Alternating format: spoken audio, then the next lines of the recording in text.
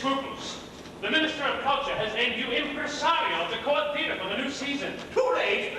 I am sick and tired of all the intrigues and jealousies that plague an impresario. I have made up my mind to retire to the country and farm. Mr. Scruples, if you would only let me sing a few well-chosen roles, I would gladly shoulder all your burdens. My dear Bluff, you're a good fellow. But if I were to allow you to sing, the public would butcher us both. Besides, I had in mind a season of classical drama, which, God be praised, requires no singers. But, Mr. Scruples, the decree clearly states that the season must be entirely devoted to opera. Opera? Ridiculous. Opera requires too much extravagant expense. Mr. Scruples, that may have been true 30 years ago, but today opera can be produced quite economically. The up-to-date impresario engages only 3 kinds of singing. First, falling stars, whose speeds are shrunk with their age. Second, the beginners, whose obvious shortcomings will be to your credit, since you will be giving young talent a chance. And third... I suppose the third group pays me. Naturally. Actually, the singers will cost me nothing. On the contrary, Mr. Scruples, they should bring you in a handsome profit.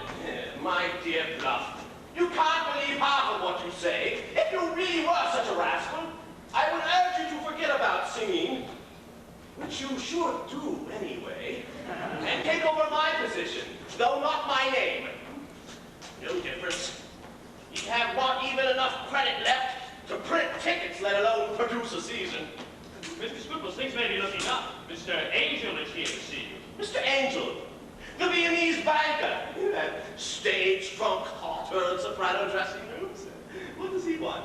Well, I can only guess, but he was at the ministry when the decree was issued. He came over to see you at once. Send him in.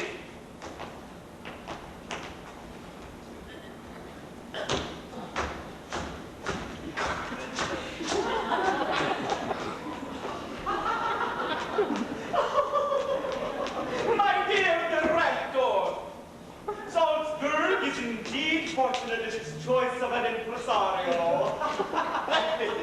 Thank you. My dear director, I need your help. But if I were you, I could simply help myself. What can I do for you, Mr. Angel? Quite a lot, Mr. Scruples. Quite a lot. Between men of the world and a business such as ourselves, preliminaries are a waste of time. So, I'll come to the point. Mr. Scruples, Mr. Angel is coming to the point. Thank you, Mr. Bluff. Pray do, Mr. Angel. It is not generally known, but for some time I have maintained a close relationship with one of the lyric stage's brightest ornaments, Madame Goldentrill. The Madame Goldentrill? Such voices are not heard anymore. Truly magnificent. I remember her debut in Budapest 30 years ago. She's recently retired, I believe. Yes. And no. If you take my meaning, confidentially I had hoped that the amenities I have been privileged to provide would help her forget the stage. But apparently Madame misses the excitement and she is determined to make a whole series of farewell performances. I see. And she wishes to appear with this company. My dear Scruples, you are such a perceptive man. To be candid, my life with Madame will not be worth living unless you engage her. It would be worth a great deal to me, I can assure you. Yes, well, the truth is that problems of repertoire... Now, what Mr. Scruples means, Mr. Angel, is that the repertoire in which Madame Goldentrill would naturally wish to appear is beyond the resources of our company. But I said it would be worth a great deal to me. 10,000 crowns, to be precise. Of course, Madame realizes, Mr. Scruples, that it is some time since you have heard her, and she is prepared to audition for you. Shall I fetch her? What Mr. Scruples means, Mr. Angel, is that this room is hardly suitable acoustically for an artist of Madame Goldentrill's exceptional vocal power. However, if Madame will overlook this inconvenience, Mr. Scruples will be happy to hear her and to renew a precious friendship. Are you insane? I've never money from a singer in my life, and I don't intend to start now. Mr. Scruples, please do not be angry. 10,000 crowns is a fortune. But my principles, my ideals, my reputation. Let me go to my farm before she arrives. You would only collide with her on the stairs.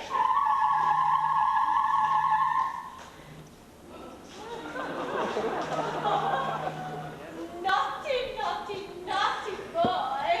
I know you have been in Salzburg at least 6 months, and you never came to college. Forgive me, dearly. Now, my dear, you must not hold that against our dear friend Scruples. He has been incredibly busy arranging all the details of a brilliant season. So what Mr. Scruples means, madam, is that he has been on the point of paying you a visit 100 times. Why, only yesterday he was wondering if it might not be possible to induce you to lend luster to our season. I'm sure he was. We've always been such friends. But who, may I ask, are you? And may I present my assistant and colleague, Mr. Bluff, madam. Your assistant and colleague. How nice. Such an intelligent expression. Oh, thank you, madam. No, my dear director, I will sing for you. I want you to hear how my voice has developed in the upper register without losing one of those dark, lustrous, pear-shaped tones for which my lower range is so famous. Forgive me, dear madam, but I could never allow a singer of your reputation to audition. Nonsense! Are we not all professionals? I insist.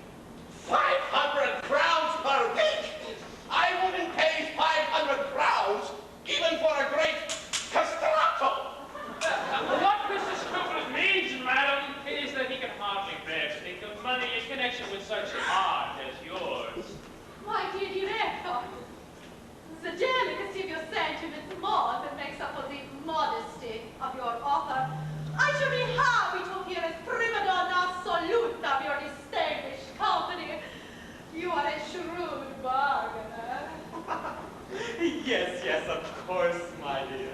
Now, if you will just wait for me in your carriage, I shall quickly draw up the terms of your contract with Mr. Scruples. Oh, yes, madam. Artists should not be bothered by dull business details. But what is there to discuss? These gentlemen are quite right, Mr. Scruples. I find business discussions too sordid for words. I hope you won't be too long. So I shall just say, Dos Vidania.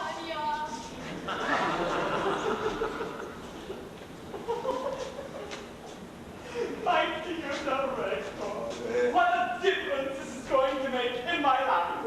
Yes, and in mine.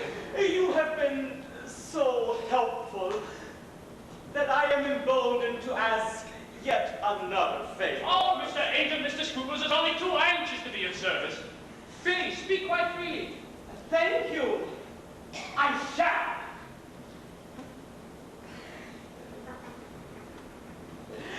I have another protege, a very young lady who has not yet appeared on the stage. Miss Silverpeal possesses the most remarkable aptitudes. Do you mean to say that you're associating with two singers at the same time? I should think one would be enough. Oh, Mr. Scruples, Mr. Angel is a true patron of the arts. Let us just put it this way. I am as fascinated by Madame Goldentrill's past as I am Miss Silverpeal's future. And they both have a distinct bearing on my present. Why don't you just build a theater of your own? What's Mr. Scruples mean, Mr. Angel? Is that expenses have a way of leaving right over the moon when an impresario has to pay. Mr. Bluff, just what is your function in this company? You rather sound to me like a prompter. Forgive me, you must allow me my little joke. Of course, he is quite right. The same holds true in my relations with the two ladies. I understand this so entirely that I am prepared to advance a further 15,000 crowns. Advance, Mr. Angel. Oh. I mean, donate. Whatever could I be thinking of? Do you mean to say that you're willing to pay 25,000 crowns to guarantee the engagements of these two ladies?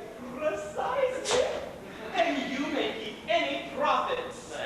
But surely there must be some other conditions attached to such a princely offer. My dear fellow, you have me all wrong. I only want to help. I believe the people are entitled to opera, and it is up to persons like myself to see that they get it. Hey, you see, Mr. Scruples. Of course, I shall expect a rather modest voice in the general policy of the theater. There you see Mr. Bluff. I have always wanted to be an impresario.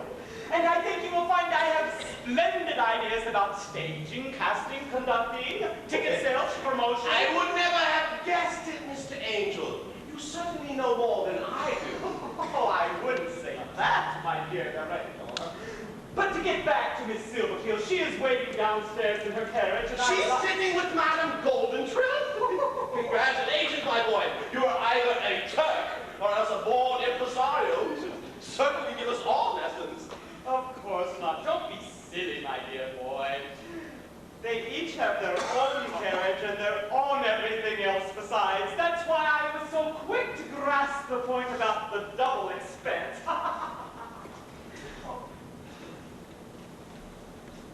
We'll be right back.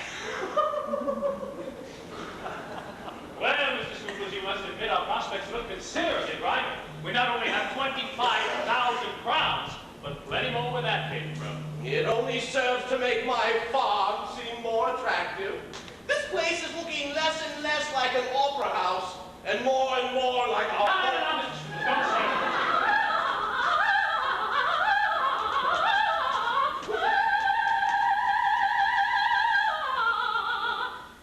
Gentlemen, may I present Miss Silverpeal?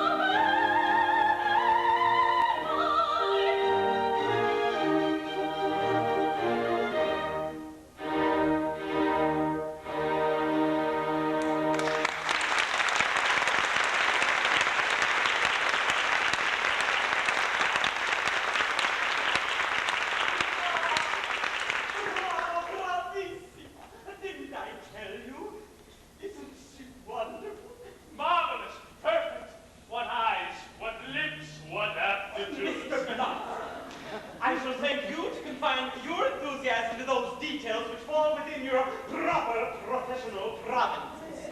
Miss Silverpeal, in spite of your lack of previous experience, I am willing to offer you a contract.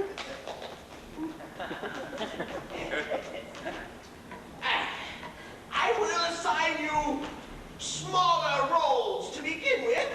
That will pay you 250 crowns a week.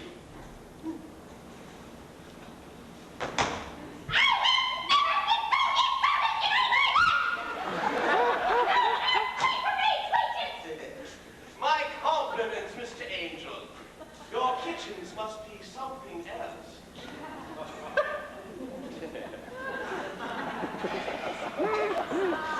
I know my work, and I refuse to be cheated by unscrupulous impresario. If you want me in your company, you'll have to give me all the comedy leads and 750 crowns a week and a backstage maid. In that case, let me suggest you just go. What Mr. Scruples means, my dear. Good heavens! Now I'm doing it too! What I mean to say, my love, though it is most unusual, I shall try and persuade my dear friend Scruples to give you all the comedy needs this season, plus 750 crowns a week. But I shall provide the backstage maid, and I will also... So you'll provide the maid. Charming. That's why I was to wait downstairs while you arrange for this little tangerine to get more than 1 hour to me. Madam, pray compose yourself. It's really quite simple. Yes, of course, my dear. I can explain everything. I was just settling the terms of your contract with Mr. Scruples when this young lady arrived to audition for Silberklang. As he values my judgment, Mr. Scruples begged me to stay and give him my opinion. That's all there was to it. Isn't that so, my dear Scruples? Scruples? Mr. Angel, do you know whether music can stimulate chickens to lay more eggs? Really, my dear fellow, what are you talking The about? most progressive farmers seem to agree that music has a most favorable effect on a cow's production of milk. And I was just wondering if the same might not be true for chickens. Eggs, of course, not milk. Speaking of chickens, you haven't explained 750 crowns. Mr. Scruples, I always understood that you knew your business. Do I have to point out to you that this amateur has no experience, no technique, and no method?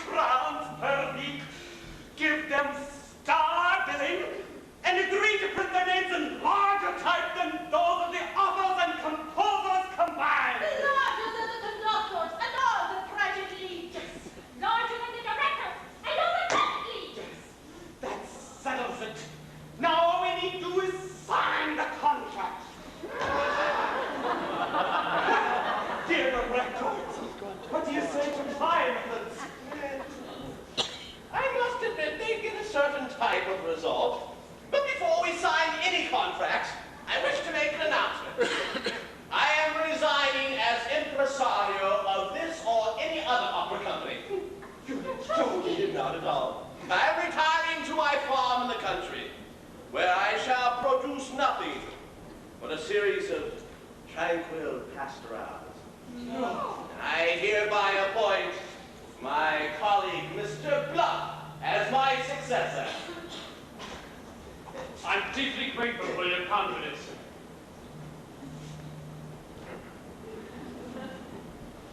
My first act as impresario is to engage myself as leading buffo baritone for the new season. My last act is to appoint Mr. Angel, the next impresario, effective immediately. I knew my confidence in you was not mistaken. Bravo. My friends, I wish you a very good day, and I wish you all the success you so richly deserve. Ciao.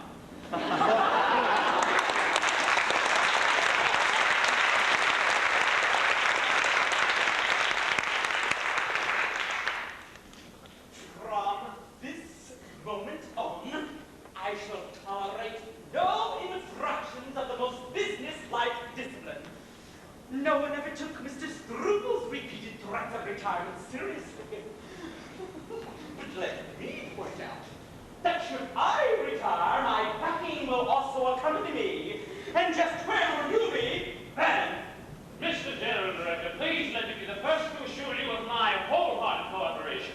I shall be content with whatever roles you choose to assign to me, and I feel confident that you will find my managerial advice invaluable. Mr. Angel, I agree with Mr. Bluff. I'm quite prepared to undertake such lesser roles as my inexperience may dictate, with top billing, of course. I assume no one would dream of asking me to sing minor roles.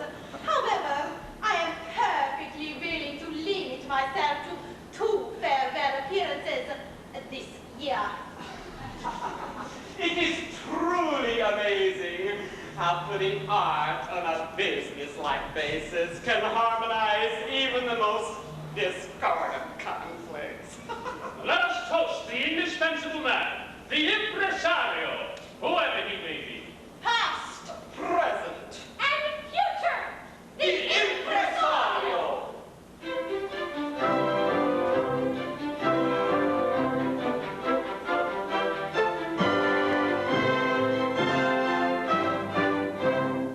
Everyone is twice more